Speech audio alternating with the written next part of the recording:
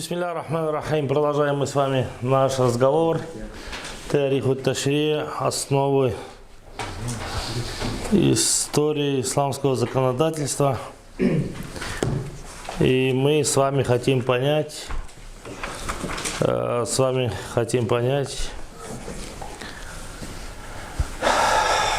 как от пророка, саллаллаху алейхи вассалям, до образования тех масхабов, ханафитского, маликитского, шафийского, ханбалийского масхаба, то есть эти 4 масхаба, которые у нас общепринятые в исламском законодательстве, в шариате.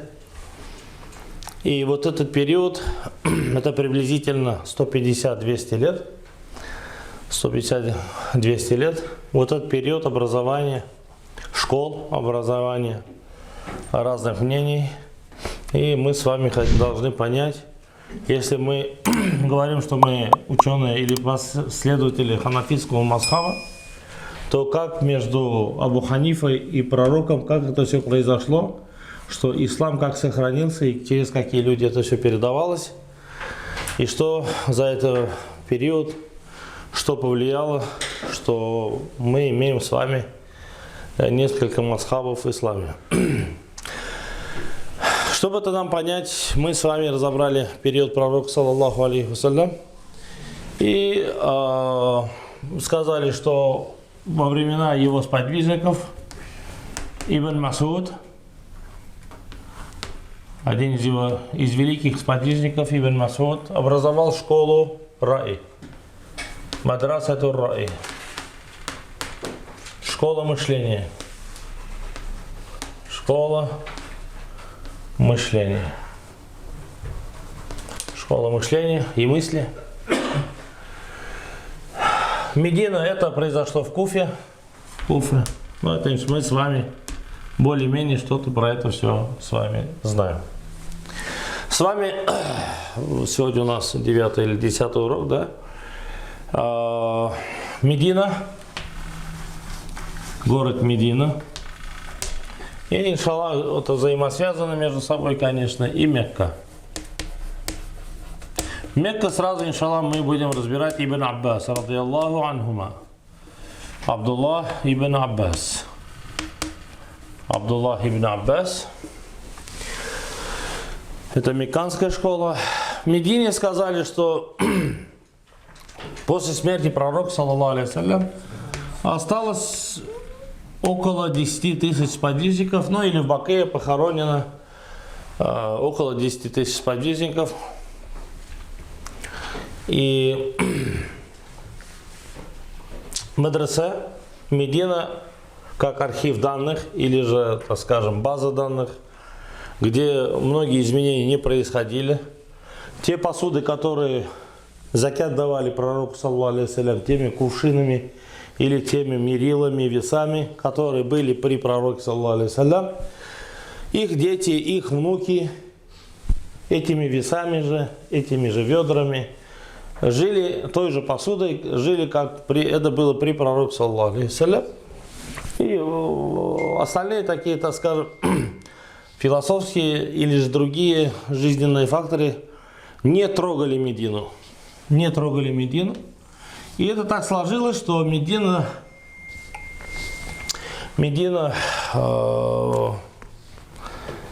город пророк, саллаллаху алейхи вассалям, она была в какой-то степени защищена от разных иных мыслей или, так скажем, других вопросов, которые бы могли повлиять на что-то.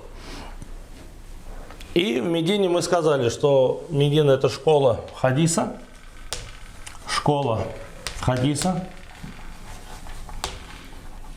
предания. И они опирались в основном, если какой-то случай происходил, они опирались на, случилось ли это во времена пророка, саллаллаху алейхи вассалям, если нет, это случалось ли во времена старших сахабов, как Абу Бакр, Умар, радиаллаху анхум, или Усман, или Али. Если этого не происходило только, тогда они старались найти какой-то ответ. А если этот вопрос вообще касался более, так скажем, далеко от реальности, они этот вообще вопрос не изучали и оставляли или говорили, я не знаю.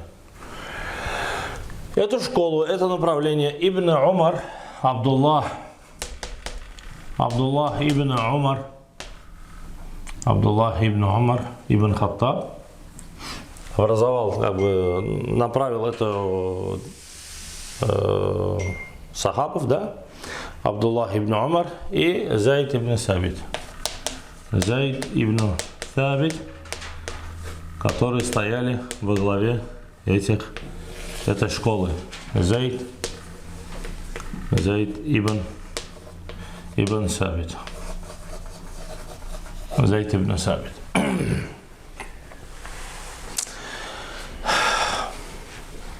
Мы с вами Ибн Масуда разобрали, практически очень много говорили, что он был рядом с пророком, саллаллаху алейхи ва саллям, чуть ли не с первых дней, потому что по одним из вероятных риваятов, предания, то, что он 6-й человек, который принял ислам.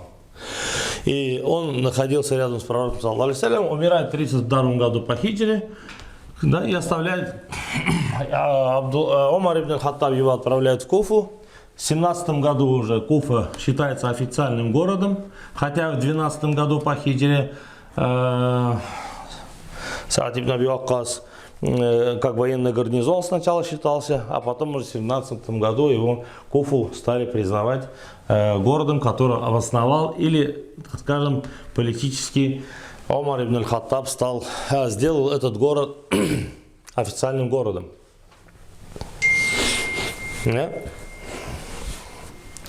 И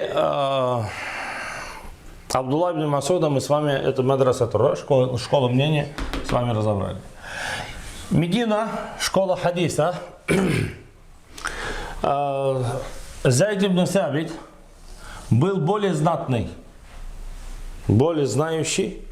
И Зайд ибн Сабит, если так по некоторым ученым, если рассматривать, входит или входил в десятку самых знающих сахабов.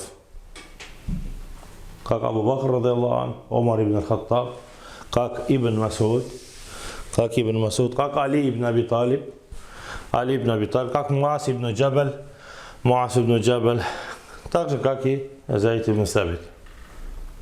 Сюда, то есть Абдуллах ибн Умар, например, да, не входит. Как в десятку также входит Абдуллах ибн Аббас. Зайд ибн Сабит. Мы с вами начали рассматривать школу хадиса от Абдуллах ибн Умара. Хотя по знаниям он, конечно, если не такой, как Зайд ибн Сабит, но по практике его ученики больше сделали, чем, так скажем, которые были прикреплены к Зайду ибн Сабиту. Мы сейчас, иншаллах, это увидим. Первое, мы с вами взяли Саид ибн аль-Мусайиб, да? Ибн аль-Мусайиб. Саид ибн, кто? Хазн. Мы Хазн с вами разобрали, что это дедушка Саид ибн Мусайиб, когда его пророк, саллаллаху алейхи ва саллям, подошел, и Хазн переводится как печаль, как тяжелая тяжесть. И пророк, саллаллаху алейхи ва саллям, хотел поменять балянта сахль. Он сказал, что ты не Хазн, а ты легкий. И он отказался. Дедушка Саид отказался от изменения имени от пророка, саллаллаху алейхи ва саллям, и поэтому его внук Саид ибн Мусайиб говорит, что в нашей семье всегда была вот печаль и тяжелая обстановка из-за того, что наш дедушка отказался поменять свое имя. Но Саид ибн Мусайиб сам является человеком из табиинов Медины, человек номер один, на которого ссылались и всегда смотрели. Всегда он является зятем кого? Зять кого? Абу Хурайра, радийаллаху. Абу Хурайри. До такой степени арабы привыкли Абу Хурайру, что забыли его имя. Около 30 есть вариантов, которые, как зовут вообще Абдурахман. Говорят, что Абдурахман ибн Сахар, да, называть его, но Абу Хурайра уже до такой степени его называли Абу Хурайрой, что, то есть отец котенка, что забыли его настоящее имя даже. Абу Хурайра. Взять Абу. Но он самый человек номер один, кто? Если так мы по цифрам разбирается, кто? Кто передал хадис? Передает сколько он? 5300, сколько? По-моему, 74. 5374 хадисов. 24, да? Или 24, или 74. Так что вам домашнее задание это перепроверить. Да, пересчитать. Абу Хурайра. Во-первых, пророк, саллаллаху алейхи ва саллям, почему он так много передал хадисов? Просто он принимает поздно. Он принимает в 7 году только. То есть пророк 7, 8, 9 и неполный 10. Но около почти, так сказать, почти 4 года с пророком, саллаллаху алейхи ва саллям, находится, но передает хадисы больше всех. Конечно, Абу Бакр, если бы попросить на тот момент, или Умар ибн Хаттаба на тот момент попросил бы, конечно, он бы, что они бы могли намного от начала до конца хадисов пересказать. Но Абу Бакр и Умар, радийаллаху анхум, жили в такое время, что этого не понадобилось. Угрозы на хадисов не было во времена ни Абу Бакра, ни Умара, ни Усмана, ни Али. Даже после них на хадисов они не беспокоились. Насчет чего побеспокоились Абу Бакр? Самая первая цель Абу Бакра был что? Коран. Сохранить Коран. Поэтому Абу Бакр, радийаллаху анху, сразу после того, как были, вернее, Умар ибн Хаттаб, когда была битва Ямама, где умерло 70 хафизов, Мусайлама ибн Каззаб, да, вот это когда против лжепророка была ожесточенная, так скажем, война, там умерло 70 хафизов. И тогда Умар ибн Хаттаб приходит к Абу Бакру и говорит: давай соберем Коран. Пусть будет у нас оригинал. То есть пророк, саллаллаху алейхи ва саллям, первый год, только что пророк, саллаллаху алейхи ва саллям, после смерти, в первый же год был что? Коран собран Зайд ибн Сабитом, на которого Абу Бакр ставит Зайд ибн Сабит. Мы, иншаллах, мы его характеристику, когда поймем почему. Он за 15 дней еврейский язык выучил. И на 15 дней разговаривал, что его невозможно было отличить от евреев. Ему было 12 лет, когда приходит пророк, саллаллаху алейхи ва саллям. И он знал всего лишь 17 сур из Корана. 17 сур из Корана. И через долгое время не проходит. 12 лет почему? Он хотел участвовать в Бадре. У него рост был как с ростом меча. У него что меч, что он стоит рядом. И когда ему отказал, он плачет, идет и говорит, и меч с ростом его, что он, что это с ростом, и идет, плачет, что пророк не разрешил ему участвовать в Бадре. И мать еще плакала, говорит, за ним, тоже идет то, что его сын не смог участвовать при этой битве. Пророк ему отказал. И потом уже пригласил, и когда уже сказал, что Зайд ибн Сабит, ты больше для этого. И мать, когда увидела, что у него способности быстро учить все, что ему задает, пророк ему назначает, попросил его, ну, пророк видел, конечно, и знал, попросил там изучить еврейский язык, потому что я, говорит, не доверяю евреям, когда я пишу письма им, я не знаю, что они от моего имени туда пишут.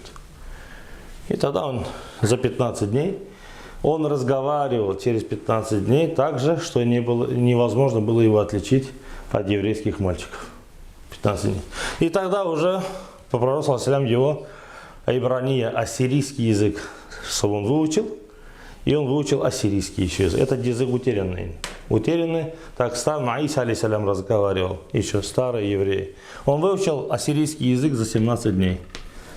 Поэтому Тарджуман Наби, он назывался переводчиком пророка, что владел такой памятью, что за 15 дней выучил сначала еврей, и за 17 уже ассирийский язык, 2 языка за месяц.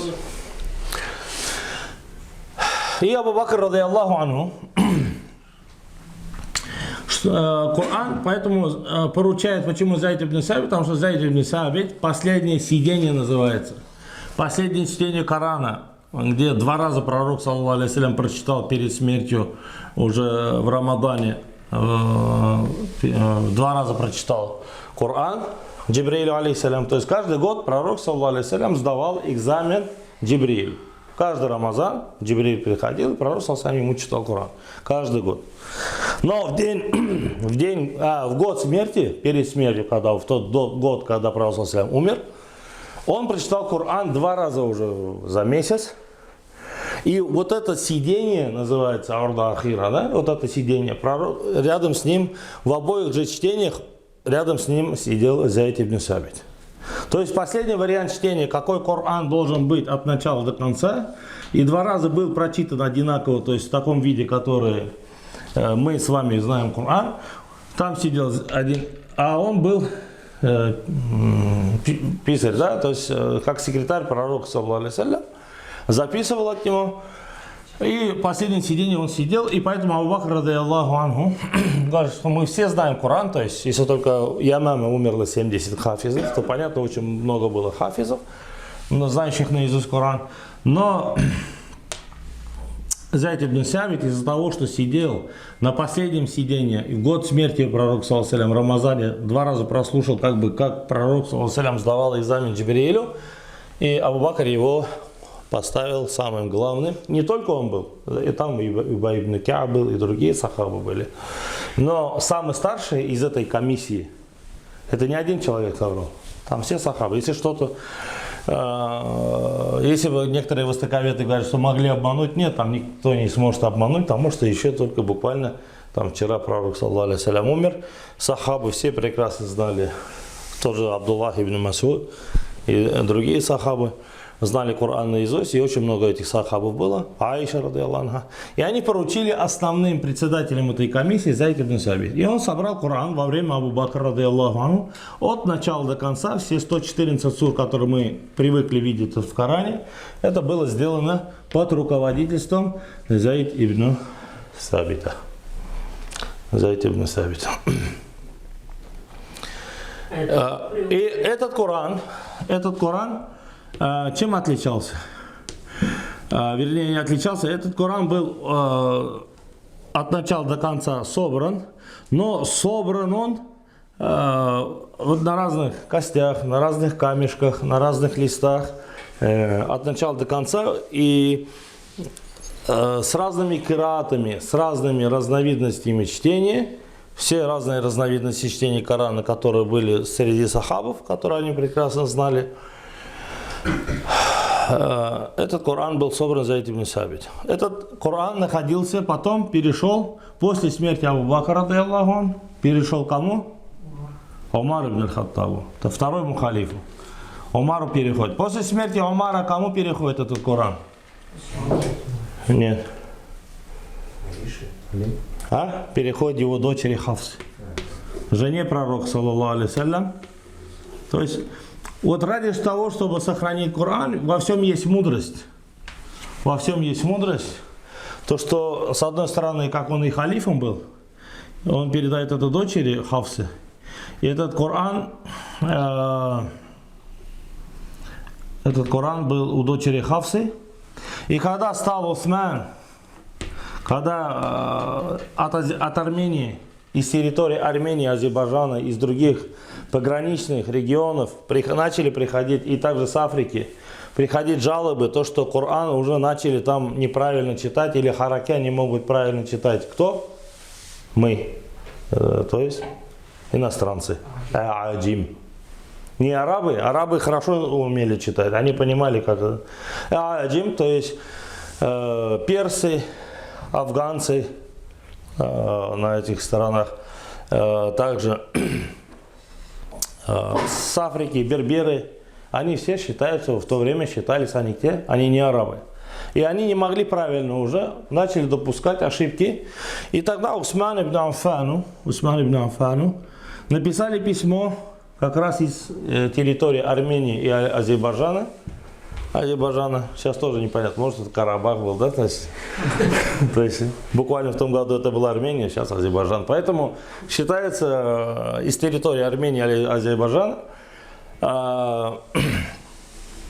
написали письмо Усман ибн Аффану, Хузайфату ибн аль-Яман, что Коран И сделай копии из этого. Сделай несколько копий Корана. И отправь им по пограничным городам. И Усман ибн Аффан берет, просит у кого? У Хафсы, дочери Умар ибн Хаттаба, жены пророка, саллаллаху алейхи саллям, жены пророка, саллаллаху алейхи саллям, у Хафсы просит этот мусхаф, который... И также опять вторично же Зайд ибн Сабита просит, чтобы он сделал копии. Уже не все кираты там сложные, а бирасмиль усмани, одним видом, одним чтением, да, одним видом и одним чтением, чтобы, например, там уляйки так пишется, да, вот это все вау и эти, все, как мы привыкли с вами, как там, например, каля, вот так должно писаться, или же вот так должно писаться, да? И вот эти все виды чтения были объединены, называется расмиль усмани. То есть тот вид, который был сделан Зайд ибн Сабитом, ну также со всеми сахабами. И остальные не этот мусхаф сжег, этот мусхаф он не сжег. Некоторые говорят, что он этот мусхаф. Этот мусхаф еще долго находился до некоторых амиядских халифов. По-моему, Абдуль-Малик ибн Марван, насколько, иншаллах, Абдуль-Малик ибн Марван, по-моему, еще долгое время находился, долгое время у амиядов этот мусхаф находился. Усман, ради Аллаху анху, по некоторым говорят, что он 7 копий сделал, а некоторые говорят, что 5 копий сделал. Но, скорее всего, он 7 копий сделал. Одну оставляет он в Медине у себя, на котором же его убили, да, то есть на том Коране, который он читал. И вот эти 7 остальные копии рассылает по разным, куда? Городам, чтобы они там всегда, если что-то, кто-то при обучении, они могли, то есть отправляют в Мекку, отправляют в Дамаск, отправляют в Египет, отправляют в Ирак, Нет, в Армении нет. Отправляют в Ирак. Основные города Усман ибн Аффан сделал копии. Вот это называется первое Зайд ибн Сабит. Во времена Абу Бакра, сразу же почти после смерти пророка, саллаллаху алейхи салям, потому что после его смерти была война с этим лжепророком, который сам на себя называл. Очень много там анекдотов про него, поэтому я засмеялся. Он придумал Коран. Один анекдот, да.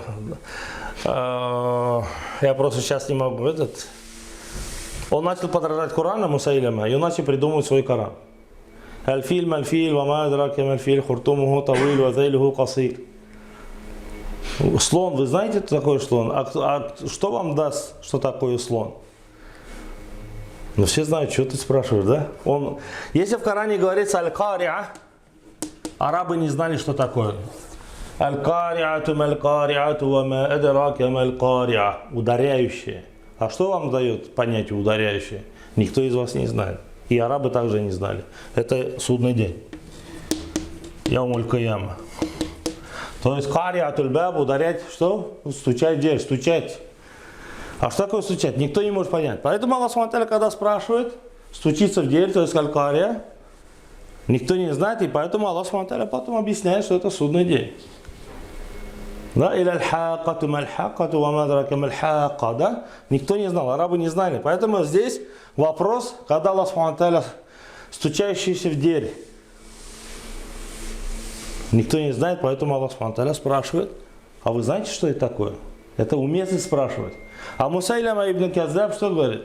Мусайлима ибн Каззаб, что говорит? Филь, слон, все знают слон. А что дает тебе слон? Ну что ты меня спрашиваешь, я и так без тебя знаю, что такое слон. И он не мог, смысл не подходит, хотя он подражает под Коран, а по смыслу-то же, вообще по логике он... Хуртумуху тавиль, у него хобот длинный, зайлюху касир, хвост короткий. Что ты нам описываешь? Любой араб знал, видел слонов. что им описывают то, чего этот. А здесь, когда в Кияме, Аллах смотрит, яума якун насу кальфараш или мафту, судный день, люди будут как бабочки, да? Тоже там интересно, да, как бабочки. Тоже интересно. Когда наступает судный день, души людей какие будут? Кальфараш или мабсус, как разлетящиеся бабочки. А когда судный день наступит и в день воскрешения, они будут уже как саранча. Джарадун мунташир. Почему первый случай бабочки идут, а потом идет как саранча? Разница, да? Помните, да? Было, да, было. От ужаса, когда судный день наступает, приходит с ужасом. И когда у людей выходят души, они от того ужаса, который еще только видели, у них души не знают, куда деться, они будут подобны, как бабочки же в хаосе, не знают, куда лететь. Да? Поэтому и души в то время от того ужаса, только был ужас, души выходят, и они как бабочки не знают, куда идти. Они напуганы.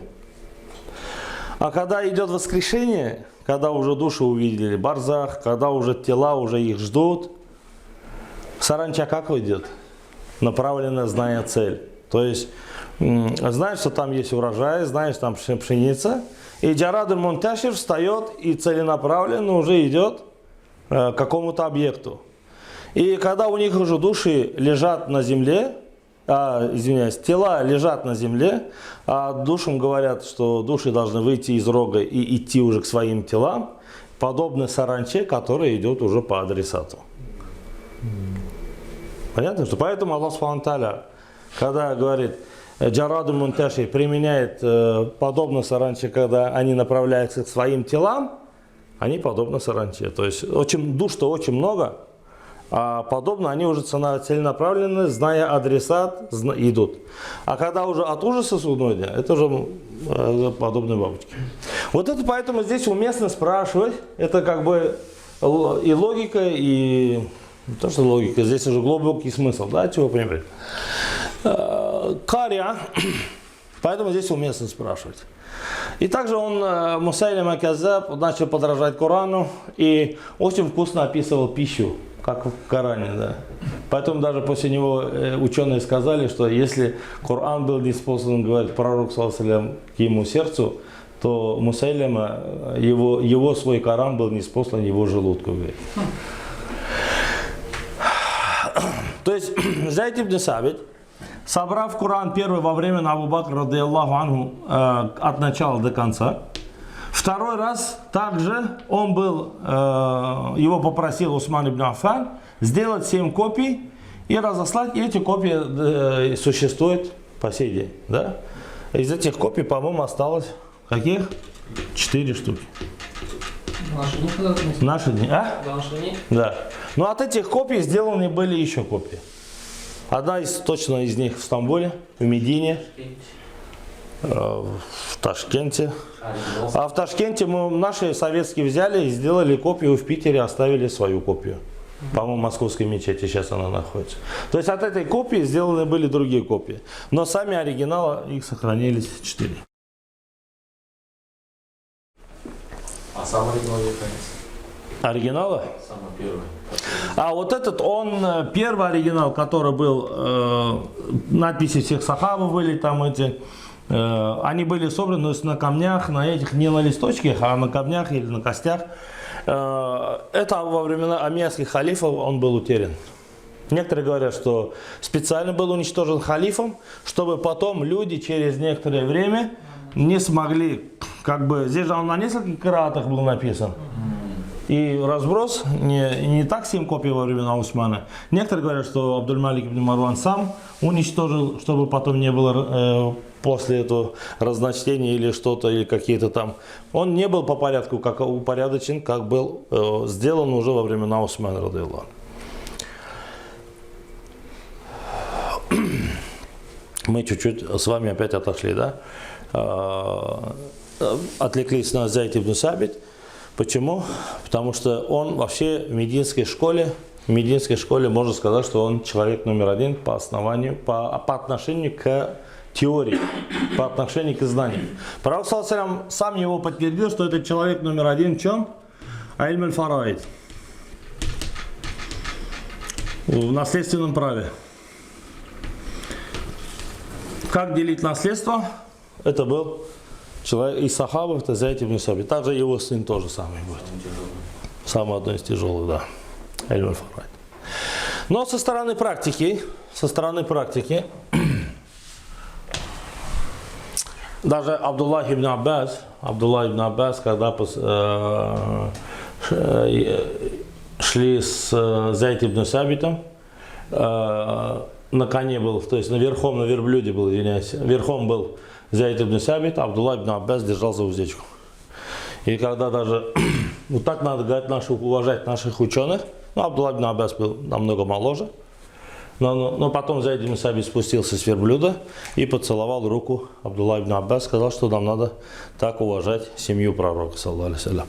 Такое было у них отношение друг к другу. Так, со стороны теории Зайд ибн Сабит у нас основа. Но Абдуллах ибн Умар ибн Хаттаб являлся тоже одним из, конечно, человек вообще номер два. Сколько хадисов он передал? 2000? 2630. 630 хадисов. 2630 хадисов. Это после Абу Хурайры человек номер два. Человек номер два по хадису. И мы с вами в этой школе хадисов взяли, сказали, что Саид ибн Мусайиб. Второе, это мы с вами на прошлом уроке взяли Урва ибн Зубайр. Тоже мы его взяли. Урва ибн Зубайр. Племянник кого? Племянник практически всех, да? И пророк, саллаллаху алейхи ва саллям, и Хадиджа, радиаллаху анха, и Аиша, радиаллаху анха, и Абу Бакр, внук Абу Бакр, Урва ибн Зубайр. Урва ибн Зубайр. Являлся одним из великих тоже факихов Медины. Очень много знаний получил от кого? От своей тети Аиши, радиаллаху анха. И очень много ее слов, то есть ее риваятов именно сохранились тоже по его пути. Урва ибн Зубайр. И говорили, что после пророка, саллаллаху алейхи ва саллям, к Аише заходил или находился с Аишей, радиаллаху анха, Урва ибн Зубайр. Так, третий человек, иншаллах, мы сегодня начинаем с вами. Третий факih. Мы сказали, что мы должны с вами взять сколько? 7 фукаха саба. Но еще помимо них, еще будут очень важные лица, тоже надо будет их нам знать. Почему? Потому что так надо. Да? Да. Третье. Аль-Касим ибн Мухаммад. Аль-Касим ибн Мухаммад. Кто это такой? Аль-Касим ибн Мухаммад. Пророк, саллаллаху алейхи ва саллям, сына как звали? Касим. Но он умер как? Маленьким. Касим ибн Мухаммад ибн Аби Бакр. Вот до сюда Аль-Касим ибн Мухаммад — это маленький ребенок, который что? Если мы говорим Аль-Касим, поэтому пророк, саллаллаху алейхи ва саллям, всегда во многих хадисах, как его называть? Я Аба Касим. О, отец Касима. Если мы говорим Аба Касим, это значит, кто? Пророк, саллаллаху алейхи ва саллям, Мухаммад. Но Абу Бакр, радиаллаху анху, ибн Аби Бакр. Абу Бакр называет своего сына как? Мухаммад, который называет своего сына как? Как пророк, саллаллаху алейхи ва саллям, назвал своего первого сына Касим. Понятно? Непонятно? Это не тот Касим, другой Касим. Ну, А? Это значит другой Касим. Это другой Касим, это не сын пророка, саллаллаху алейхи ва саллям. Ну, кого? Если вот до Абу Бакра, если вот так закрыть, Касим ибн Мухаммад, пророка Мухаммада, саллаллаху алейхи ва саллям, сколько было сыновей?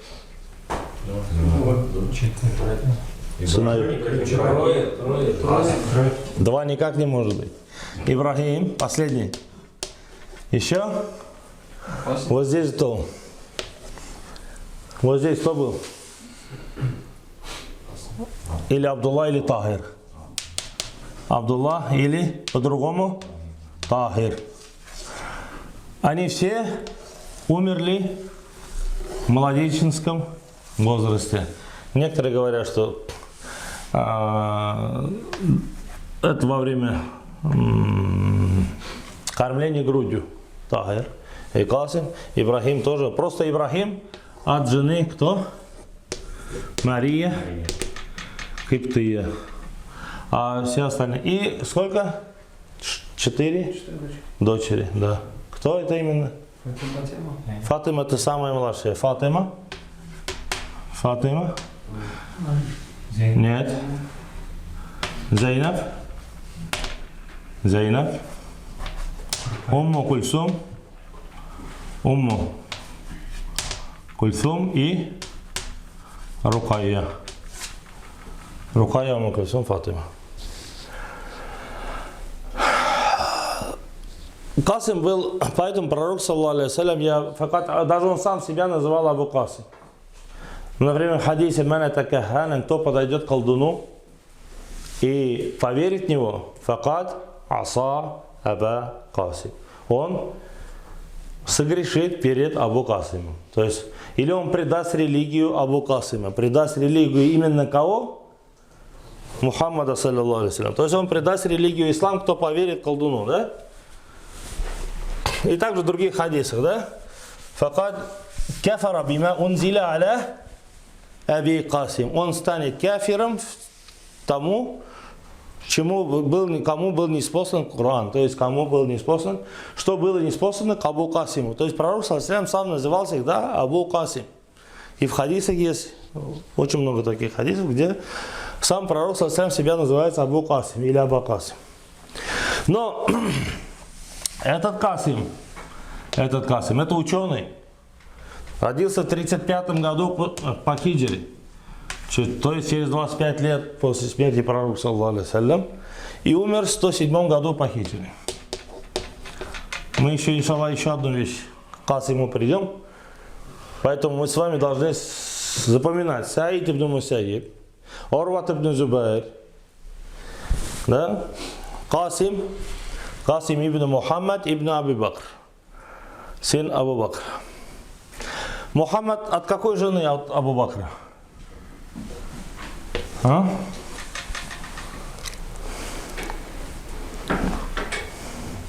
На прошлом уроке было. Асма бинт Умайс. Асма бинт Умайс. Это единственный сын Абу Бакра от этой жены. Асма бинт Умайс это бывшая жена кого? Джафар ибн Аби Талиба. Это Абу Талиб, Джафар, это брат кого? Али, радийаллаху анху. Это его брат, то есть который был на 10 лет старше, чем Али. Он умирает какой? Мы говорили, умирает при битве Муте. Против римлян, когда потом уже переходит к Халид ибн Валиду. Пророк, саллаллаху алейхи ва саллям, назначил 3 полководцев. Если умрет такой-то, то такой-то. Если умрет такой-то, знамя переходит такому-то. Если умрет такой-то, то тогда уже будет Халид. Тогда сами выберите. И там выбрали кого? Халид ибн Валида. Если пророк, саллаллаху алейхи ва саллям, так сказал, так если в любом, вообще в любом говорил, что откуда знали, что они умрут? Если пророк саллаллаху алейхи ва саллям говорил, что если умрет такой-то, то этого, если умрет такой-то, то этого, то однозначно они знали, что они умрут. Это первое было. И второе, если пророк, саллаллаху алейхи ва саллям, просил за кого-то прощения и говорил Аллаху магфир ляху, если он говорит, что хороший мужик, то есть хороший этот человек, Аллахума, если он говорит Аллахума гфир лаху, и мы уже знали, что он в этом сражении он уже умрет. Если пророк, саллаллаху алейхи ва саллям, просил прощения за кого-то перед началом какой-то битвы, все знали, что он, и сам он знал, и другие знали, что он умрет. И в этом случае тоже против римлян, когда римляне, по одному из риваятов, 200 тысяч римлян хотели покончить с мусульманами и направили войско. И 3000 мусульман, когда выступили в узком ущелье против них, бой шел больше 3 дней. То есть ночью только менялись они постоянно. И все 3 знаменоносца, они умерли, в том числе и Джафар ибн Аби Талиб, потом уже взял на себя Халид ибн Валид. Вот после того, как он умирает, Асма бинт Умайс, Абу Бакр, радиаллаху ан, берет ее в жены, и у них родился Мухаммад. Родился единственный сын Мухаммад. У Мухаммада, у него родился Касим. Касим, один из великих ученых Медины. Обучался, очень был похож на своего деда Абу Бакра, во-первых. Очень был похож на своего деда Абу Бакра. Обучался у Ибн Аббаса, радиаллаху ан. Он у Ибн Аббаса, радиаллаху анхума. Также обучался у своей тети Аиши, радиаллаху ан. Поэтому от Аиши очень много ответов в исламе. Почему Аиша всегда передает, Аиша передает, Аиша передает, Аиша? Откуда эти все, что Аиша постоянно передает? А? Потому что второй человек, Урва, племянник, Урва от Аиши. Племянник Мухаммад, это кто? Бинт Абу Бакр. Это сводный братишка кого? Аиши. Сводный брат. Аиша же дочь Абу Бакра, а это его сын. Значит, они сводные, просто от разных матерей. У Аиши мать Уммуруман. Если от Умайса, бинт Умайса один ребенок, то от Уммурумана Аиша и кто? Абдур-Рахман. Два ребенка было. Аиша и Абдур-Рахман. Получается, Касим кем является для Аиши? Тетя по отцу. А для Урва ибн Зубайр тетя по матери. Асма. То есть первая жена Абу Бакра кто? Если это вторая жена, если это третья жена, то первая жена кто? Катиля. Она все-таки говорят, что не приняла ислам. Некоторые говорят, приняла ислам по старости, некоторые говорят, не приняла. Поэтому Бакр, радиаллаху анху, после принятия ислама развелся с ней. И от Катили у нее, от этой жены, от нее 2 ребенка. Первый это Асма, и она родилась в 23 году до хиджри. И кто? Абдулла. Помните, я вам говорил про стадо баранов, которые он с собой возил, пророк, саллаллаху алейхи ва саллям? Это Абдулла, да? Поэтому некоторые, которые говорят, что пророк, саллаллаху алейхи ва саллям, женился на Аише не в 9 лет, как в хадисе передается, а типа вот 9 лет понимается в другом смысле, потому что Асма, ей 23 до хиджри, а Аиша, радиаллаху анха, между ними всего лишь несколько лет разницы. Бидасини. В некоторых источниках упоминается между Асма и между Аишей всего лишь несколько лет разницы. Но это я не специалист в этом, поэтому не могу сказать. То есть это очень долгая история. Касим ибн Мухаммад ибн Абу Бакр являлся поэтому племянником Аиши, и поэтому в исламе очень много ответов на разные вопросы. Аиша сама, во-первых, была кем? Одним из знающих людей, сахабов. Абу Фукаха. То есть одним из самых лучших понимающих ислам. И она очень много спорила. Не то, что спорила, она отменяла просто некоторые понимания некоторых сахабов. Даже Абу Хурайры. Ругала некоторых. Если какой-то сахаба ошибался в понимании хадиса, она сразу ему что? Так скажем по-нашему, что там? Затыкала рот. Абу Хурайра, например. В грубой форме. Почему я применил затыкал рот? Она в грубой форме просто всем сахабам, если они не понимали, или хадис, что-то, она сразу или могла сказать вашим миллион, да будь проклят, там что-нибудь такое сказать, что ты в исламе неправильно понимаешь этот хадис. Один из этих случаев, когда Абу Хурайра радийаллаху приводит хадис, что ривает муслим, что три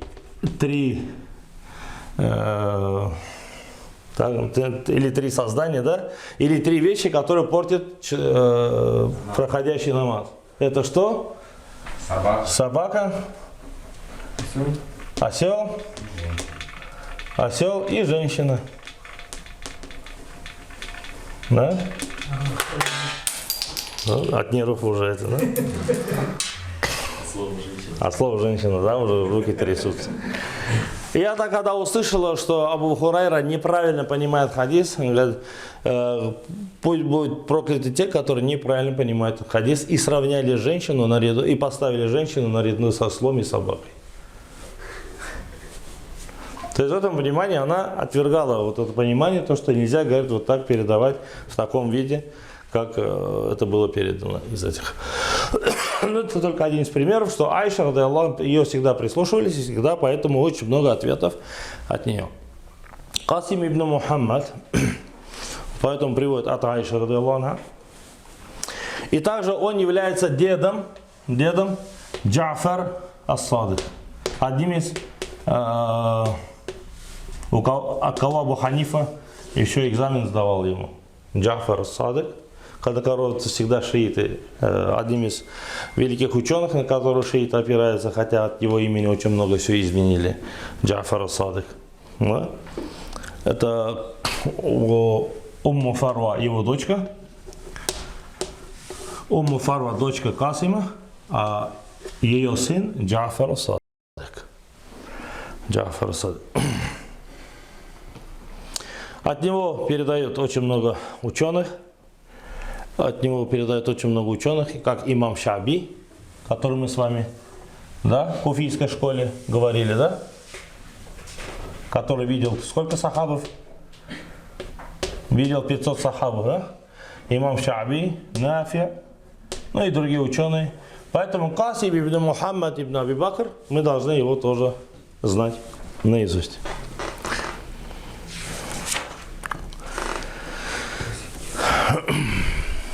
Иншаллах, все?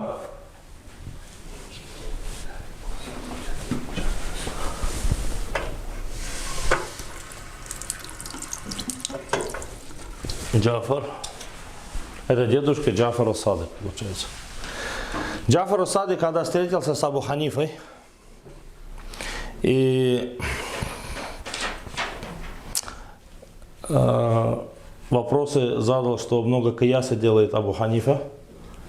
И Абу Ханифа сказал, что если бы я бы кияс сделал, то есть основывался бы на разум, то я бы масах, протирание носков, сделал бы не поверх носков, получается, снизу, потому что вся грязь прилипает, она снизу.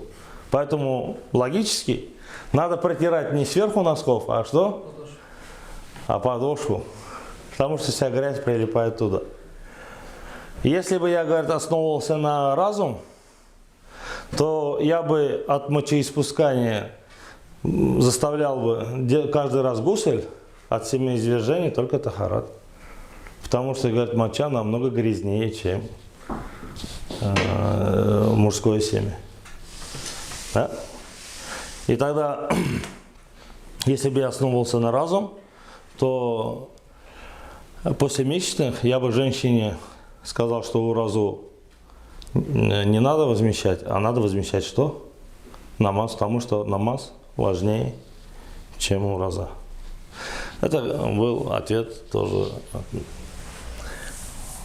Понятно, да, то, что если бы все было на разуме или на киясе, на этом, то было бы совсем по-другому. Был бы другой ислам. Четвертая личность Хариджа ибн Заид. Хариджа, сейчас, иншаллах, побыстрее пойдет. Мы так долго стоять не будем. У нас уже четвертая личность, да? Четвертая Хариджа ибн Заид. Заид ибн кто? Ибн Сабит. Опять к нему пришли. Хариджа. Хариджа ибн Заид ибн Сабит. Сын ибн Заид ибн Сабита. Он умер в 99 году по хиджре. В 99 году по хиджре. Родился в 28. 28 год по хиджре, по 99. Хариджа ибн Заид? Ибн Сабит. Сын Заид ибн Сабита.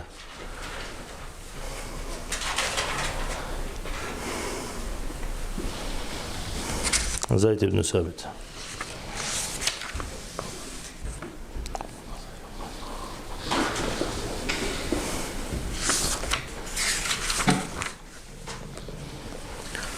Тоже был очень Илм аль-Фараид, специалистом в наследственном праве,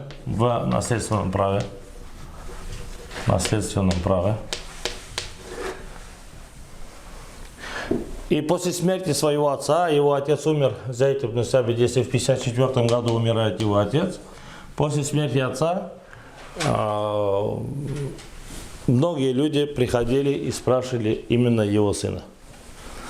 Харидж ибн Заид ибн Сабит. То есть, когда он умирал, Абу Ханифе было сколько лет? Абу Ханифе было уже 19 лет. Харидж ибн Заид.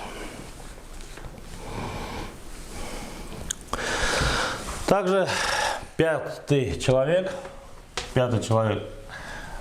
одним из тоже из важных ученых Медины, Сулейман ибн Ясар. Сулейман ибн Ясар. Ясар, да. Сулейман ибн Ясар, некоторые его ставят вообще человеком номер 2 после Заид ибн Мусаиб. Некоторые ученые, как Зухри, имам Зухри, или, извиняюсь, Хасан ибн Мухаммад, да, он говорил, что Сулейман даже был более знающим, чем Саид ибн Мусаиб. Чуть ли человек номер 1. В некоторых вопросах Сулейман ибн Ясар. Имам Малик говорил, что, извиняюсь, я забыл написать, родился он в 36 году и умер в 107 году по хиджре. Сулейман ибн Ясар, по мнению имам Малика, или имам Малик его должен был увидеть, потому что имам Малику в то время уже было, когда он умирал, значит, ему 14 лет было имам Малику, скорее всего, я видел, Аллаху алям. Имам Малик говорил, что Сулейман ибн Ясар, я считаю, или считается в Медине человеком номер 2 после Саид ибн Мусаиб. То есть по значимости, по знаниям Сулейман ибн Ясар, он бада Саид ибн Мусаиб. Он после Саид ибн Мусаиб. Это мнение имам Малик. И имам Малик также сказал, что Саид ибн Мусаиб не выходил из слов Сулейман ибн Ясара. То есть Саид ибн Мусаиб всегда в основном прислушивался Сулейман ибн Ясар. Он является слугой жены пророка, саллаллаху алейхи ва саллям, Маймуна. Мауля Маймуна, зауджати Наби, саллаллаху алейхи ва саллям. Зауджати Наби, саллаллаху алейхи ва саллям. Слуга Маймуна бинт аль-Харис, жены пророка, саллаллаху алейхи вассалям. Сулейман ибн Ясар, поэтому тоже мы его имя должны знать. Вкратце еще на память. То есть первый человек у нас Саид ибн Мусайиб, Урват ибн Зубайр, третий Касим ибн Мухаммад ибн Абу Бакр. Да? Потом мы с вами взяли пятый Хариджа. Да, Хариджа, да, четвертый Хариджату ибн Зайд ибн Сабит. И пятый Сулейман ибн Ясар. Сейчас шестой, тоже один из важных. Шестой человек. Убайдуллах, Убайдуллины у нас есть. Убайдуллах ибн Абдуллах ибн Утба ибн Масуд. Что-то знакомое, да? Ибн Масуд. Родился во времена правления Омар ибн Хаттаб, но год никто не знает. Но точной даты год не знает, а во времена правления Омара ибн Хаттаба. И умер в 98-м, да? Умер в 98 году по хиджре. В 98 году по хиджре. Когда мы услышали Ибн Масуд и Абдуллах ибн Масуд, значит, они кто? Родственники. Просто как? Что Абдулла и Утба это два родных брата. Абдулла и Утба два родных брата, сахабы, два сахабов. У Утбы был Абдулла племянник. Получается, Абдулла и Абдулла это кто? Его племянник. Абдулла это Абдулла ибн Масуд. Это значит родной брат Утбы ибн Масуда. Абдулла значит племянник Абдуллы. Да? Племянник Абдулла. Его сын Убайдулла, то есть племянник уже внук племянник получается уже. Убайдулла тоже является одним из фукаха ус-саба, один из семи ученых Медины. Один из ученых говорит, что вообще эти знания Медины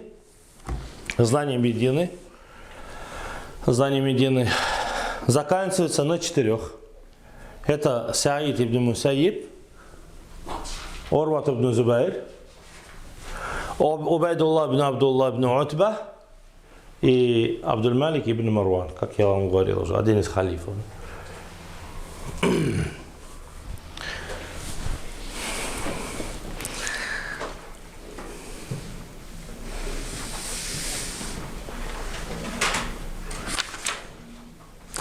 Так, седьмой человек, или седьмой факих, номер 7, это Салим. Вот мы пришли к кому? Салим ибн, кто? Ибн Абдуллах ибн Хаттаб. Вот его сын. То есть один из основателей, сын Умара, Абдуллах ибн Умар, его сын Салим, тоже является одним из 7. По одному из ревайот, некоторые говорят другой, но это уже не важно. Одним из 7 ученых фукаха ус-саба города Медины. То есть сын Абдуллах ибн Умар является тоже, внук Умара ибн Хаттаба Салим, является одним из ученых фукаха ус-саба, 7 ученых Медины. Умер в 106 году по хиджре. И поэтому, если... Так, сейчас у нас еще замкнутый круг чуть-чуть получается. Мы сказали, что Зухри, имам Зухри, Az-Зухри, от Салима, имам Зухри от Салима, от своего отца считается какой иснад? Самый правильный иснад. Самая правильная цепочка или самая правильная, то есть выше уже некуда, да? Самый лучший иснад, когда имам Зухри передает хадис от Салима, от кого? От своего отца Абдулла ибн Умар. Абдулла ибн Умар это уже сахаба все. Мы его изучили. Когда он родился? 10-й год. Когда? До хиджри. Которого пророк, саллаллаху алейхи ва саллям, долгое время не пускал никуда, да? Абдулла ибн Умар. Az-Зухри. Az-Зухри это такой? Зухри это мухаддис. Первый, кто? Что? Кто начал? Что делать? Собирать хадисы. Первый, кто начал собирать хадисы. Собирать хадисы имам Зухри. Имам Зухри.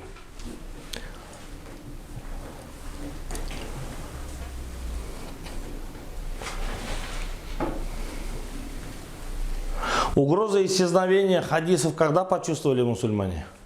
Когда выдумывать хадисы начали. А? Когда хадисы начали выдумывать.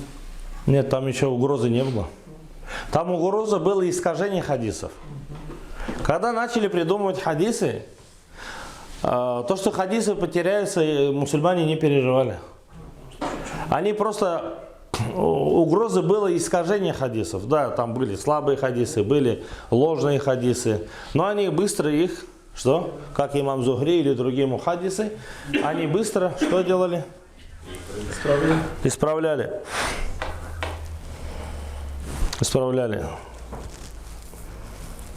Угроза исчезновения хадисов – вопрос спорный. Когда мусульмане на самом деле первый раз почувствовали угрозу исчезновения хадисов. Не искажения, а исчезновения. Исчезновение. Некоторые говорят, что это во времена имама Зухри. Но еще нет. Некоторые, потому что он начал как бы уже видеть, говорят, он только предвидел, что надо уже все, пора собирать хадисы. Некоторые сказали, он умирает в 126 году по хиджре, но некоторые говорят, что это было уже, началось во времена имам Малика. Некоторые имам Малика. Но хадисы были собраны в основном, какие года? Начиная от 2000-х, заканчивая почти 2080 или 300. Вот самый. Все, если имам Бухари, имам Муслим, имам Насаи, Ибн Маджа, Абу Дауд, если всех мухаддисов посмотреть, они занялись Баки ибн Махлад, Ахмад ибн Ханбаль, Баки ибн Махлад, они все написали хадисы именно в это время. Какая причина? Почему именно в это время? Некоторые наши, так скажем, которые нас не любят, да, говорят, что в это время начали придумывать хадисы, да, или то, что придуманы хадисы были написаны типа через 200 лет всего лишь. То есть ислам как будто исказили эти мухаддисы. Кораниты, да, кораниты, которые говорят, нету доверия хадисам. Почему? Потому что составлены намного позже. Потому что угроза, как я сказал, что угроза исчезновения Корана почувствовал Умар ибн аль-Хаттаб сразу. То есть это Коран был самое первое, то, что надо было сразу сохранить, буквально через год, или даже не проходит одного года, уже Коран был собран. Потому что пророк, саллаллаху алейхи ва саллям, умер, саллаллаху алейхи ва саллям, надо было сразу что? То есть Коран прекратился, Коран, надо все было, вопросы решить надо с Кораном, все, от начала, от А до Я, как говорится, между двумя лявхатейн, между двумя обложками надо было собрать Коран, все. Это сахабы, это не мы. Это мы, а потом, это когда Кызылкария началось бы, да? Это сахабы. Поэтому насчет Корана они сразу же первый год закрыли вопрос, Коран был собран. А потом уже копии, это уже дело техники, как говорится, да? Насчет хадисов не переживали. Почему? Потому что хадисы огромное количество. Как мы видим, их не сосчитать, их не запомнить. Да? Столько ученых. И они все передают хадисы, друг другу рассказывают, собирают, передают. В каждой мечети там халякаты. В Куфе само по себе. И если Медина у нас больше, самый лучший иснады или золотой иснад принадлежит кому? Мединцам? Куфийцам все принадлежит? Чтение Корана. Чтение Корана принадлежит в основном куфийцам. Поэтому из 7 вариантов чтения Корана на Медину один чтец. Мекка один чтец. Дамаск один чтец. Басра, басрийскую школу мы с вами взяли, да? Помните? Басра, Хасан аль-Басри. Басри один чтец, а Куфа в 3 раза больше. 3 чтеца. Куфи, Хамза, Касаи, и который мы с вами читаем Асим. Хафсан Асим, это куфийская школа. Если хадисы нам сохранили мединцы, Коран в основном, так скажем, варианты чтения сохранили нам куфийцы. Понятно, да? Поэтому нельзя в исламе, так сказать, нет, я только там мединец, я вот этих не признаю. Или говорят, нет, ну как ты не можешь признавать Медину? Кто ты такой вообще, да? Что за чудище такое, что ты это, если Медину не знаешь, что такое, да? Поэтому они до такой степени друг другу зависимы друг от друга, что они, нельзя их просто так разделять, ты не наши с улицы, да? Вот. Поэтому Куфа, 3 чтеца, Касай, Хамза и Хафсан Асим, Куфа. Нафи, это у нас Медина, Кираату Нафи. Ибн Касир, это Мекка, это не тот Ибн Касир, который Тафсир написал через 700 лет, это уже другой. Ибн Касир. Вот также Дамаск, Абу Амр, Басри по одному чтению. Понятно, да? Здесь тоже один такой момент. И обратно возвращаясь к хадисам, вопрос закрыли с хадисами 200-х до 300-е годы. В основном все ученые, Баки ибн Махлад, Ахмад ибн Ханбаль, имам Бухари, имам Муслим, Абу Дауд, Насаи, Тирмизи, они все, вопрос закрыли с хадисами и все. То есть угрозы исчезновения, они были закреплены по первой причине, то что надо было уже хадисы собрать, все, потому что уже потом тяжело будет уже все расширяется исламский халифат, тяжело будет потом их собрать. Меньше уже тех, которые вот так как передают эти ученые. И самая основная причина это то, что аббасидский халифат что сделал? Не печатание, а у китайцев взяли бумагу. То, что вот все начали закрепляться, писаться, орфография появилась и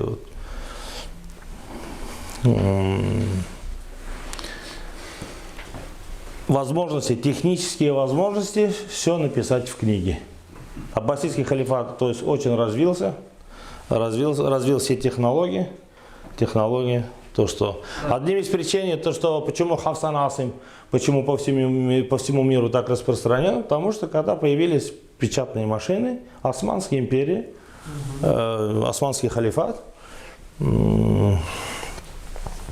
воспользовался печатными станками, то есть уже этого времени очень много напечатал Хафсан Асим и по всему своему халифату распространил Коран, что ли. Да, что стало причиной очень много то, что мусульмане начали читать именно этот вариант. То есть технические возможности, они все равно в истории что делают? Они оставляют свой след. Технические возможности, они меняют, так что Аллах Субхану Тааля дал такую именно возможность этим людям. Это не из-за того, что хадисы здесь придумали, да? Это такой же хадис, что был то, что имам Малик написал в 160-х годах, например, да? В 160-х годах то, что имам Малик написал уже. Или то, что было у других сахабов, то, что они передавали уже. Потому что здесь не было никакой угрозы исчезновения хадисов. Аз-Зухри. Мы чуть-чуть отвлеклись от имама Зухри. И Салим от Абдулла ибн Умар. У нас время есть, знаешь? Абдулла ибн Умар. Салим от своего отца. И мы же с вами Касим ибн Мухаммад взяли, да? Помните, да, такого? Не забыли еще? Аль-Касим ибн Мухаммад. Давайте лучше я все стеру. Третье, да. Сейчас я вам тоже один секрет расскажу. Салим ибн Абдулла ибн Хаттаб. Да? А Умар ибн Хаттаб, Абдулла ибн Хаттаб. Абдулла ибн Умар ибн Хаттаб, да.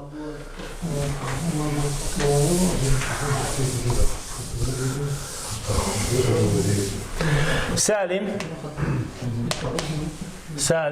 ибн Абдулла.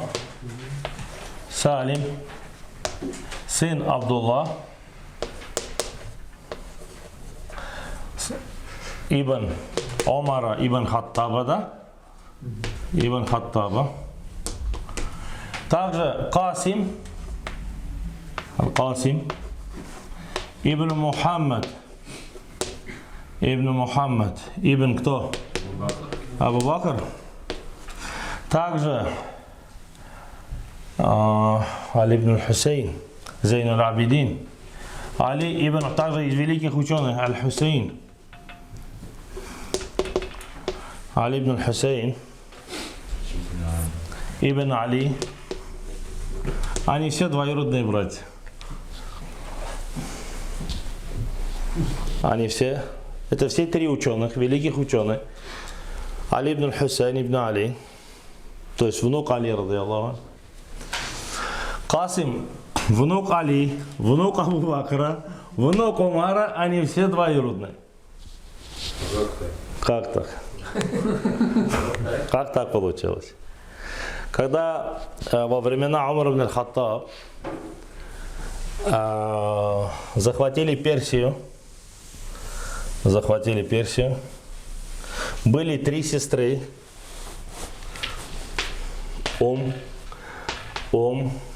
и ихней матери, три сестры.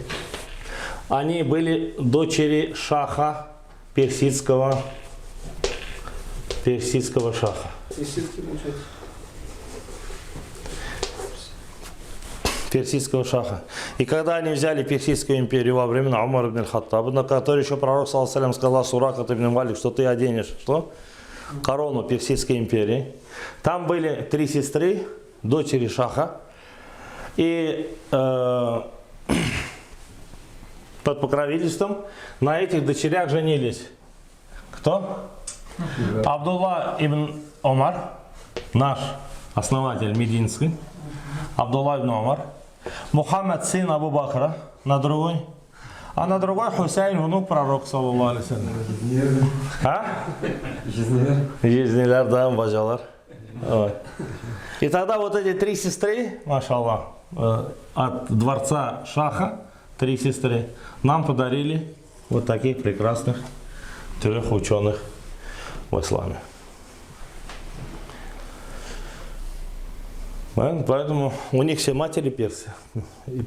И в исламе вот в этот период очень много персов, кто чтецы, кого там не возьми, чтецы Корана, ученые, факихи, кого не возьмись, кого там не коснись, бывший перс. Абу Ханифа тоже перс. Дедушка перс. Красиво там были женщины. Да, Кирс. Но они знали. Все они знали, да. Вот так Аллах Субхану Тааля распорядился, что нам они дали вот таких прекрасных ученых, как Салим, один из фукахау саба, Аль-Касим, фукахау саба, и Али ибн Хусейн, если даже он не входит в фукахау саба, но являлся одним из Ахлюль Байт, является одним из тоже ученых в исламе. Так, у нас еще одна личность по мере фукахау саба. Не знаю, почему его не ввели в статус фукахау саба, я этого не знаю. Но он сделал столько же, сколько больше даже может, чем фукахау саба. Это Нафи'. Нафи', слуга. Я его звездочкой отмечу, ладно? Не номером, чтобы вы потом к семье не отнеслись. Не отнесли его. Нафи', слуга. Ибн кого? Ибн Умара. И маликитский масхаб очень любит его, и маликитский масхаб всегда будет на него ссылаться. Почему? Потому что имам Малик обучался у него. Имам Зухри, во-первых, имам Нафи', слуга Умара ибн Хаттаба, ибн Умара, Абдулла ибн Умара, он его нашел мальчишкой в одном из войн. Где-то его нашел. Некоторые говорят, что он в Персии, некоторые говорят в Африке, некоторые говорят в Армении или где-то в Азербайджане. То есть где-то, или на Исаборе, или где-то, то есть, но его не знаю. И Нафи по своему характеру был дерзким, или, так скажем, более таким грубым. И многие ученые отвернулись от него. То есть многие ученые, имею в виду, из числа мединцев, многие, кроме имама Малика. Имам Малик, чтобы не раздражать его, не раздражать Нафи', делал вид, как будто он его не... Хотя он часами его ждал. А когда он выходил, делал вид, как будто он чисто случайно здесь и мимо проходил. И вот, несмотря вот на дерзкость имам Нафи',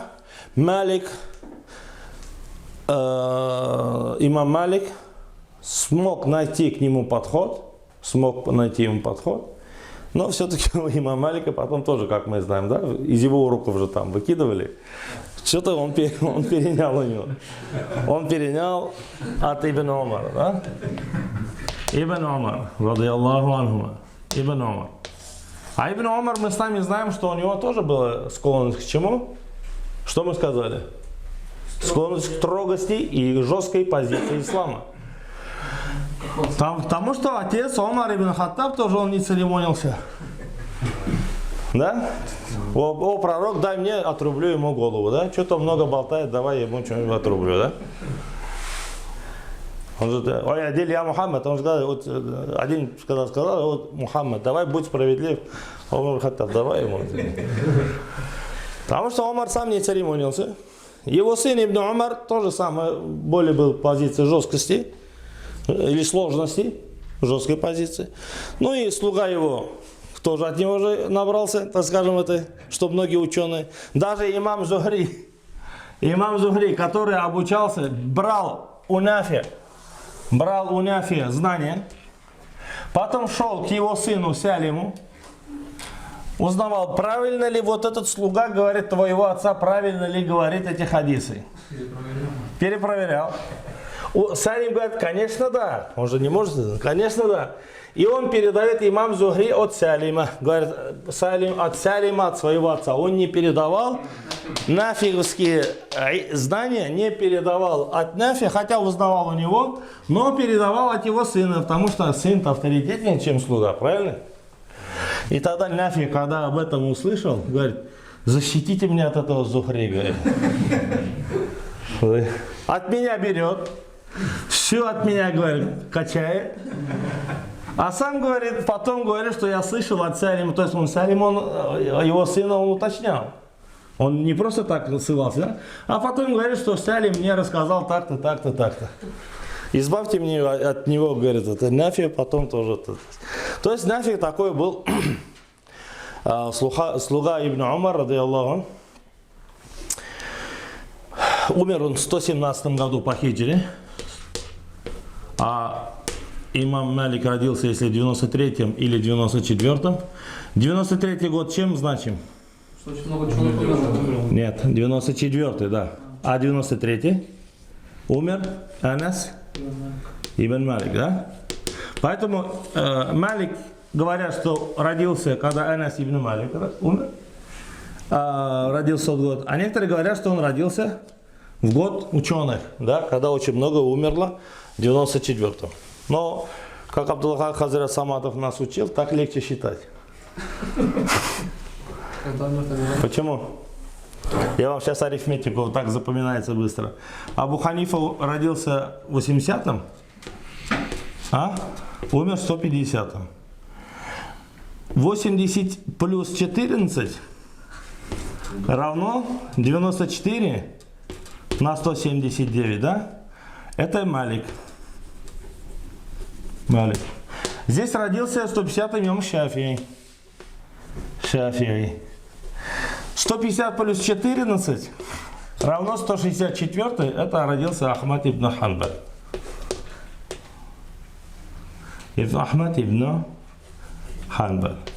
Это я в 13 лет так научился запоминать эти рождения. То есть вот эти 4 имама, ханафитский, шафиитский, маликитский и ханбалитский, между ними разница в 14 лет. Понятно? Так, это метод наших старых бабаев. На чем мы остановились? Слуга Умар, Нафи, от которого имам Малик, уже все, мы пришли к маликитскому масхабу. Можно сказать, все, финиш. Да? Нам что, маликитский масхаб практически уже здесь. Все, пришли мы к нему, иншаллах. Это уже в одной степени с одним масхабом, можно сказать, разобрались. Малик от Нафи в 117 году. Нафи, во-первых, первая особенность, что у него никогда не было ошибки. Не было ошибки в передаче. Он так точно все говорил, что никогда не ошибался. Потому что другие ученые могли ошибиться. Амаш, один из великих чтецов, перс. Но он один из основателей чтения Корана. Кираату Амаш называется. Один из чтецов Корана. Приходит к Абу Юсуфу. И также он мухаддис. Это Коран не означает, что он только Коран передавал. Они мухаддисы были. Приходит к Абу Юсуфу, по ученику Абу Ханифы, и задает нему вопрос. Абу Юсуф, рахимахуллах, отвечает ему: откуда узнал ты этот хадис, говорит? Я тебе вам говорил, что чтецы, они очень долго жили, свыше 100 лет, все, в основном, основная масса. А Амаш тоже в том же числе. Амаш со времен практически табиинов, он атба табиин. Абу Юсуфа спрашивает, который уже там далеко, спрашивает вопрос. Абу Юсуф ему отвечает, и говорит: откуда? Из того хадиса, который ты же мне, говорит, рассказал. Из того хадиса, из этого хадиса, который ты нам рассказал. То есть ты нам хадис передал, а Амашу говорит, а я из этого хадиса ответил тебе по фиху. Субханаллах, говорит, ты ответил мне из того хадиса, я этот хадис знал в то время, когда ты еще тебя и в планах не было. То есть ты когда вообще не родился еще. Они же, говоришь, по несколько там, свыше 100 лет жили. Я этот хадис, говорит, передавал или преподавал, объяснял в то время, когда тебя даже, говорит, и в планах не было. То есть тебя вообще там, и ты не родился, и еще не знал, что вообще кто такой. Вот это называется понятие фиха, да? Первое. Нафи, не было у него ошибки в передачах хадиса. Он приводит хадисы очень много от Аиши, Абу Хурайры, Умму Салама Также с Ибн Умар, чем отличается, что он практически не покидал Ибн Умара, ни в хаджи, ни в умре, всегда был рядом с ним. Его слуга был рядом всегда с Ибн Умар, ради Аллаха.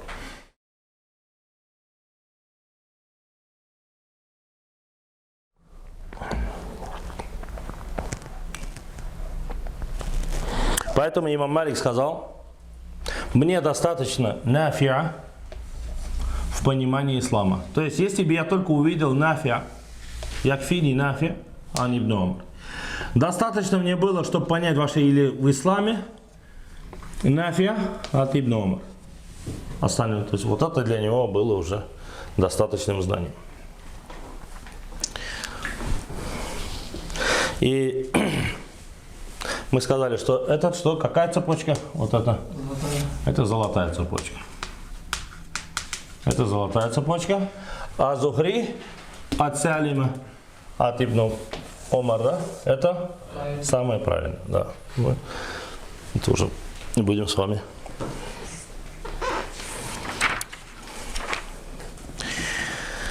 И также, иншаллах, мы сегодня, если с вами, надеюсь, закончим. Чуть-чуть, если даже подольше. Малик. В продолжение. Шафи'и от Малика. Имам Шафи'и же учился у имама Малика, правильно? Имам Шафи'и от Малика, от Нафи, от Ибн Умар тоже считается одним из самых правильных хадисов. Но имам Малик до такой степени был жестким и в своем выборе, и жестким в своих позициях, что ученые единственный человек. Если имам Малик, например, передает от Абдуррахмана. Абдуррахман это мое.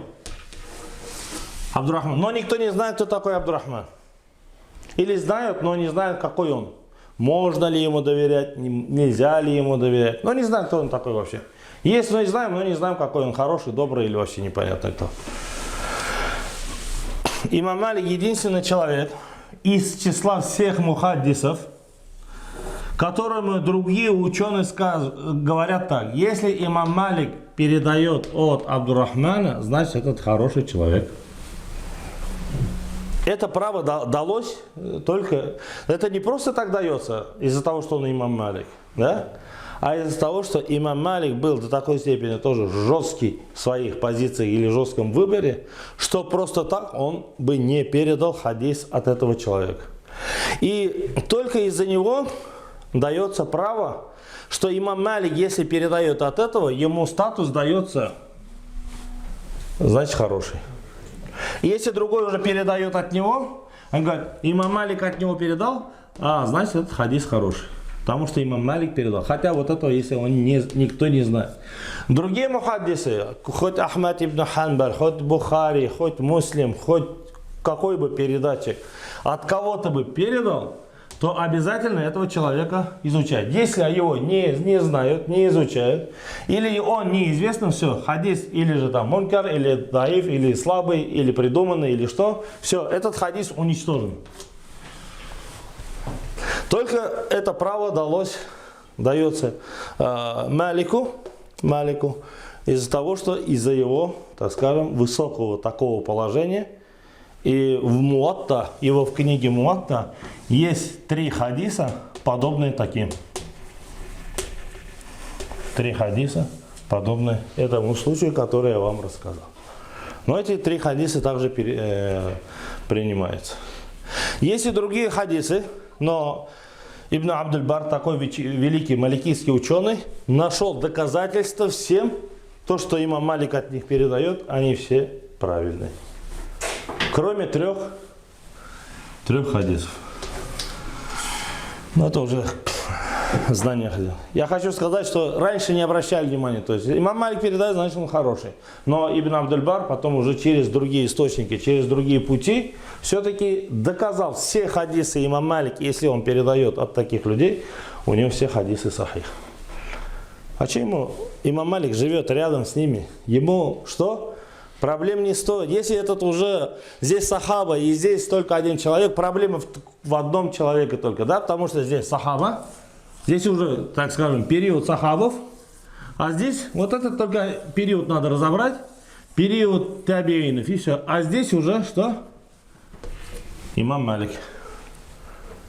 Да? И такой же статус у Саид ибн Мусайиб.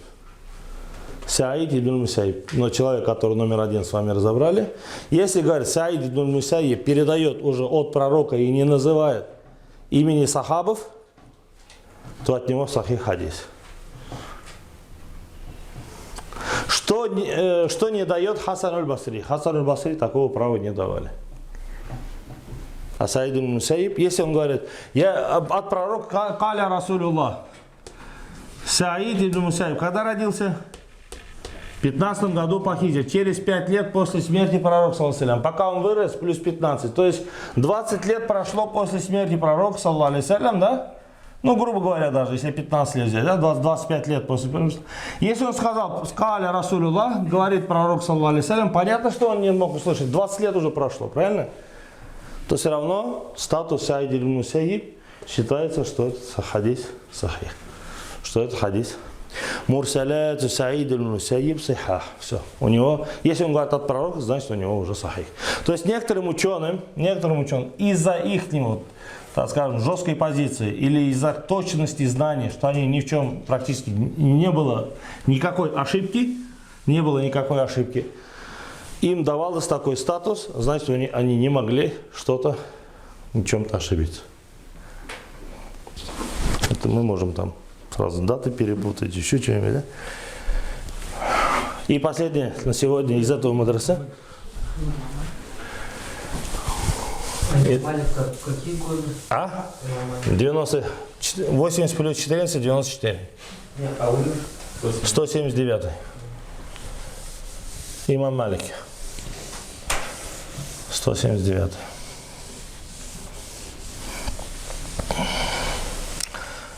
Сегодня из этого мадраса я хочу, иншаллах, закрыть с вами. Абу Саляма, тоже один из кандидатов на этих 7 ученых, Абу Саляма ибн Абдурахман ибн Ауф. Абдурахман ибн Ауф, знаете же такого сахаба, да? Кто такой? Один из 10 обратно. Ауф, машаллах. Один из 10 обрадованных раем. Абдурахман. Еще? Самый богатый из сахабов, что его, если перевести, да, его состояние в золоте ломали кувалдами. Его золото после него. Мы были когда-то студентами, посчитали, что-то получилось на несколько миллиардов долларов. Делать было нечего, дело было вечером. Вот. Вот. Пока Абдурахман ибн Ауф, один из великих сахабов, когда он переселился из Мекканес, переселился в Медину, пророк саллаллаху же их братовал между мединцами. Ему же было сказано, если хочешь забрать одну мою жену, бери, хочешь полдома забирай. Это было сказано кому? Абдурахман ибн Ауф. Он сказал, мне ничего этого не надо, покажи мне, где есть базар. Абдурахман ибн Ауф говорит, мне это не половина твоего дома. То есть мединцы, они были такие щедрые, и до сих пор они такие отличаются, мединцы. Говорят, забирай полдома, забирай одну жену, забирай все, что хочешь. Сейчас? И сейчас нет такого.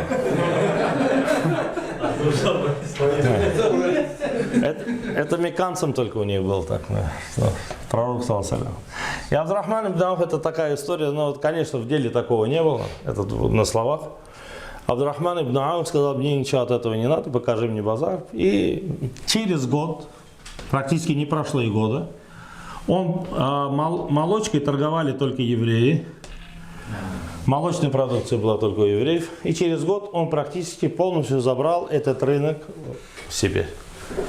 И пророк саллаллаху тоже про него сказал, где бы он ни находился, он бы что? Если даже под камнем поднимет камень, он найдет там золото. То есть такой был баракат ему. И его сын Абу Саляма. Абу Саляма.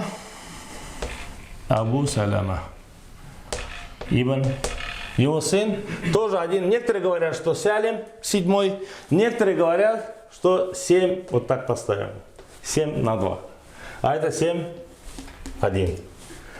Кто-то из них седьмой. Или Салим, или Абу Саляма. Но не важно, нам все равно, мы завтра их забудем. Абу Саляма, некоторые говорят, что он является факихом из 7, а не Салим. Некоторые говорят, что это Салим. А для нас они все хорошие. Вот. Абу Саляма ибн Абдурахман ибн Ауф тоже родился в 22-м, как Урват ибн Зубайр, да? Урват ибн Зубайр в 23-м, а в 22-м. И умер также в 94-м году. Долгое время, 14 лет был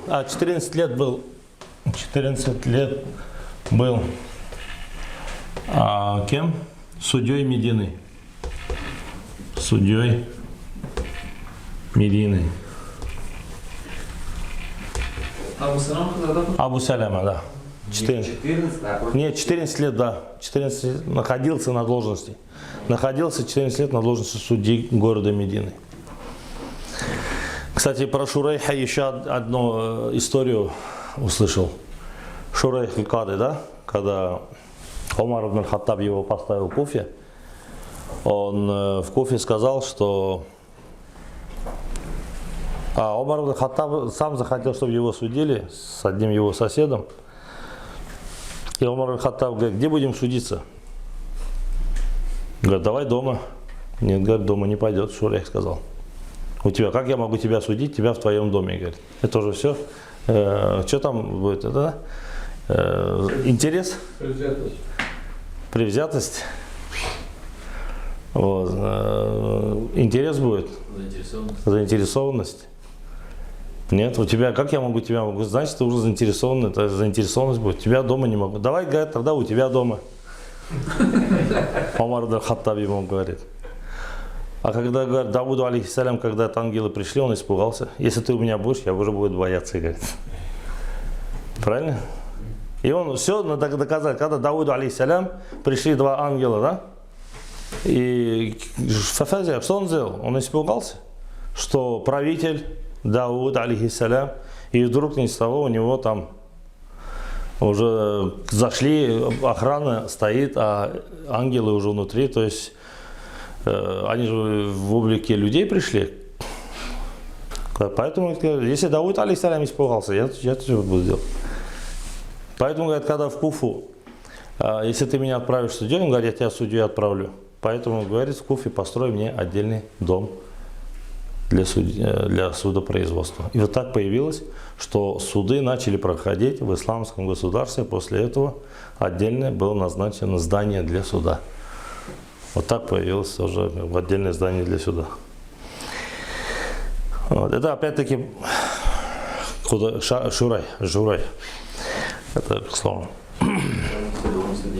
Да, следует дома сидели, чай пили. Опять-таки, Абу Саляма, его накормила грудью Умму Кульсум, дочь Абу Бакра, радиаллаху анху, Умму Кульсум, которая родилась когда? Что мы сказали в тот раз? После смерти Абу Бакра. То есть, когда он умирал, четвертая жена Хабиба была беременной, и Умму Кульсум родилась уже после смерти Абу Бакра, радиаллаху анху. И Умму Кульсум 22-й, да? По-моему, это было по желанию Аиши, радиаллаху анха. По желанию Аиши, радиаллаху анха. И поэтому по требованию, потому что Аиша, радиаллаху анха, чужих мужчин через только кормление грудью подпускала. То есть своя сестра. Умму Кульсум же это сводная сестра Аиши, да? Тогда, если она накормила грудью, то есть грудное молоко, через грудное молоко стала родственницей, племянником Аиши, и тогда опять-таки и Абу Саляма, один из факихов, тоже от Аиши, радиаллаху анха, обучалась у Аиши. И от него тоже много передали ученых, как Нафи, как имам Шаби, как Зухри, да, как имам Зухри. Такие ученые брали от него. Абу Саляма. Поэтому, как мы видим, да, Касим племянник, Орва племянник, Абу Саляма племянник по молоку, по родственному, да, молочный племянник. Потом Масрук, который мы со школы Ибн Масуда, который любимчиком Аиши, радиаллаху анха, да, назывался любимчик Масрук, тоже от Аиши. Мы видим с вами, сколько ученых Медины и Куфы воспитала кто? Аиша, радиаллаху анха. Любимица кого? Пророка, саллаллаху алейхи вассалям. Мы с вами на этом, с вами сегодня остался у нас Зайд ибн Сабит. Зайд ибн Сабит я оставлю, иншаллах, уж на следующий урок. Зайд ибн Сабит. Мы с вами взяли фукахау саба, 7 факихов Медины, то есть 7 великих ученых. С периода, какой период обычно? Начиная с 15 года, да? Саид ибн Мусаиб, самый старший же 15, да? Есть еще кто-то старше? Нет? Нет. По какой? Самый последний был. 117, это Мауля ибн Умар, 117 год. Практически 100 лет мы с вами взяли, 100 лет. Вот эти были ученые. Но не только эти. Это просто уже к чему верх айсберга, или так сказать, к чему все в основном приходили. У нас еще остался, иншаллах, помимо этого, Рабиат ар-Рай, который подрался со своим отцом, да, ночью. Это один из великих ученых, Рабиат ар-Рай. Когда вот так говоришь, быстро запоминается, да? Зайд ибн Сабит. Чтобы ну, из Медины еще кого взять. И на этом мы с вами мединскую школу, чтобы понять мединскую школу ученых, иншаллах, заканчиваем и перейдем к Ибн Аббасу. А потом уже после них начинаем уже с вами период уже имам Малика, период имама Абу Ханифы и период Ахмад ибн Ханбаля и имама Шафи.